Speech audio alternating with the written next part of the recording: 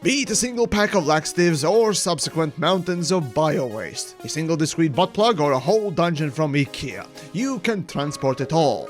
Now the question is though, which ship you should take? And the answer may not surprise you. Just like how supporting your favorite dead horse-beating Latvian on Patreon should not come as a surprise. It's fantastic, I guarantee.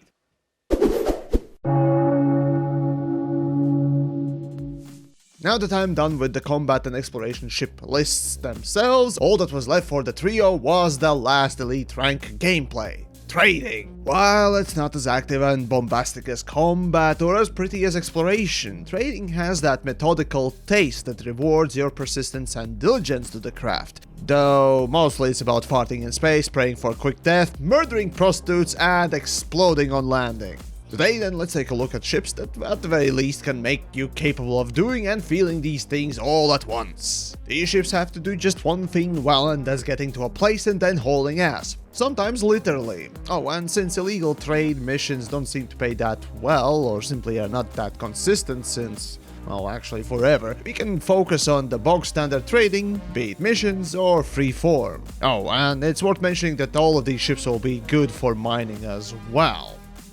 We start off with the budget entry with a good old all-rounder Asp Explorer and more importantly Type 6. While I group these two together for the price tag, frankly you're better off with the Type 6, spending that extra leftover money that you would spend on Asp Explorer on the upgrades for it or cargo to sell. However, the difference of 16 tons when you have barely 100-ton cargo holds is noticeable. In either case, a few quick trades later you have enough money to pick up a larger ship anyhow, so as far as trading goes, this is where you start properly thinking about cost per ton and time it takes for you to deliver the load.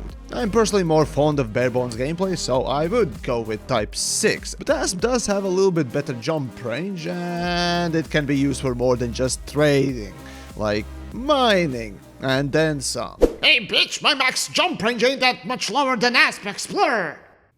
And that is true. Oddly, Type 6 can also double as the world's ugliest explorer too. Hey, you punk-ass bitch! Well, then tell me what kind of a punk-ass medium-sized cunt does not carry a medium-sized hardpoint so that you could go mining properly?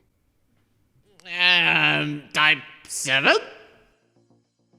After the first taste of space trucking, it is time for an upgrade, and what an upgrade it is! Type 7. Even uglier than Type 6, but who cares? This overbloated, deformed pug with its stubby legs can haul, and indeed, you will with this ship. Jump range is a downgrade coming from the other two ships, but when you can deliver nearly twice as many mail-order brides in one go, saving yourself approximately 10 to 20 minutes a trip, that ship might as well be equipped with a machine that kicks you in the nuts every jump, and you will still take it. At least you could say that staying awake is no problem anymore. You will love that 350-ton cargo hold. However, every time I mention Type 7, I also have to mention that from all the ships in the game, this one also has the fastest yaw turn rate speed. Now, what you'll do with that is mystery, but you got it. Combat ships get envy. Oh, and mining-wise, this is nearly useless as it only has small hardpoints. Yeah, it kind of feels like flying an oversized landmine victim. Now we come to an actual endgame ship. It's none other than the slithering, moisture and heat-seeking, throbbing, venomous Python.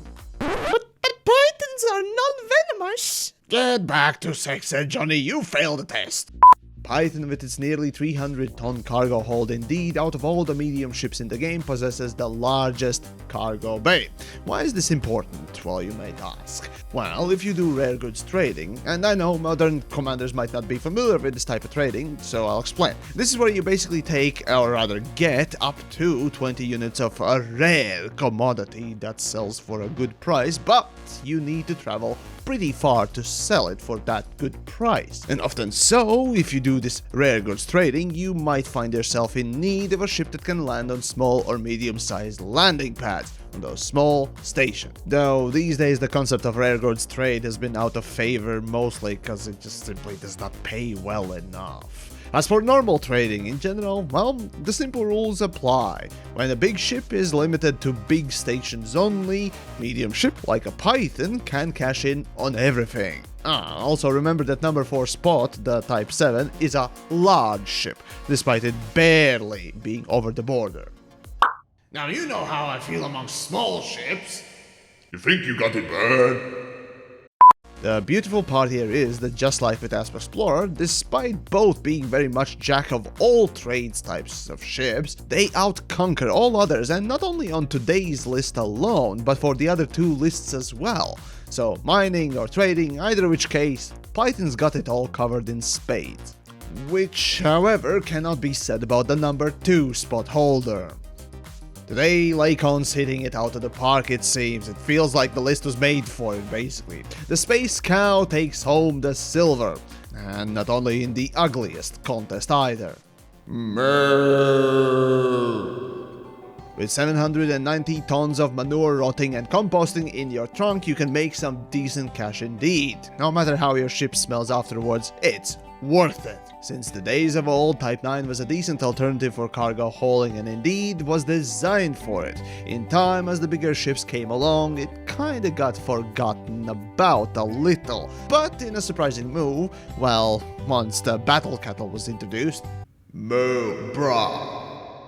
once that monstrosity appeared with its disgusting fucking space spoiler, Type 9 and 10 were identical, except that Type 10 had simply more of everything. So in a rare moment in game development history, Frontier Developments actually did something. They gave Type 9 extra cargo, not only to beat the Type 10 at something, but to actually compete with the other ships in its designed role. Overall, Type 9 will frustrate the fuck out of you. It's fat, wide, slowest in the game, literally, and jump range not even worth a dead hooker in a ditch. It's only got one thing: cargo. And lots of it. And I'm also a lot cheaper than the next guy. And I don't need to be unlocked like some pretentious and pompous cunt. When it comes to cargo at the very top, there is only really one ship you should consider, and when it comes to mining, there should be only one body you should covet. Her Majesty of Space Spunkdom, Imperial Cutter. Sure, you need to unlock it from Imperial Navy, but when you're going for the maximum, there you go. Bottom line is, yes, it only has 4 more ton cargo than Type 9. 794, that's all you get, lest we count the fleet carriers. Hey, did anyone say my name? Shut the fuck up, you wallet parasite! Go suck on your upkeep! Cutter still is the biggest cargo ship. However, what lacked in Type 9 is not lacking in the Cutter, which is where the massive price gap comes in. Sure, you can take Type 9 and try to move it, but when you feel the thrust of a Cutter, oh baby, you ain't going back. Seriously, the ship is one of the big 3 and yet has uncharacteristically high speed on top, which makes it also very popular for combat and PvP. Well, that and the massive shields. Still, even the jump range is better, which does make for a great point to consider. When you need to do 2 jumps instead of 1, no matter the price, you will eventually go with the one that saves you a little bit of time and headache. Cutter indeed is a straightforward upgrade all around, the pinnacle of trading in Elite Dangerous. Hey, how about me? Anyone? Oh, damn it. And there you have it, a very paint-by-numbers list, I know, but that's the case with the trading in real life or in-game. It is cheaper and better to have a massive barge deliver your goods in a big bunch than try to quickly fly it over with a jet. Cost and efficiency. That's the name of the game and business. As always, if you enjoyed the list, there are 2 others to check out, since this is a part of a trio, and of course do share your lists down below. But more importantly, if you in turn want to help me out, well, check out my Patreon down below. It really does help making this kind of a fun content. But as for now, move on out of here.